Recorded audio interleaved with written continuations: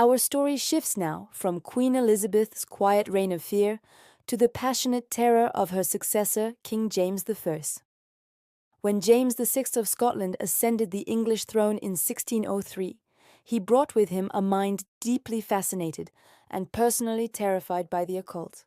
James wasn't just a political ruler, he was a scholar of witchcraft. His personal terror had its roots in a real-life drama, the North Berwick Witch Trials in Scotland. In 1590, King James sailed across the choppy North Sea to bring his new wife, Anne of Denmark, home. But their journey was struck by terrible storms, and James became utterly convinced that a coven of Scottish witches had used demonic magic to sink his ship. Determined to understand and destroy this threat, James became the chief prosecutor in the trials that followed. He even oversaw the torture of one accused witch, Agnes Sampson, and was personally convinced of the power of the devil through her forced confessions. This experience led him to write his most famous work, the book Daemonologie, in 1597. This book was not fantasy. It was a highly influential scholarly attack on the black arts.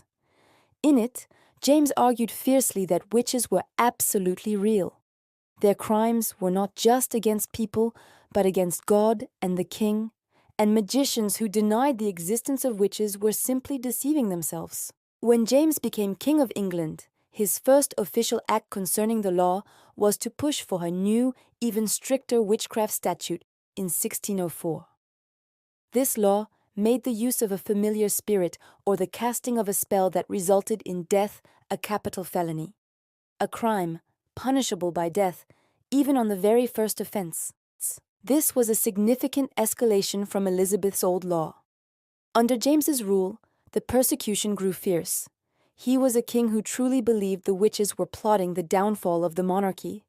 He taught his subjects through his own book and his laws that they had a holy duty to hunt down and execute Satan's agents. Thus, James I cemented his place in history, not just as a king, but as the most influential prosecutor and theorist of the English witch hunt, turning a period of fear into an era of relentless persecution.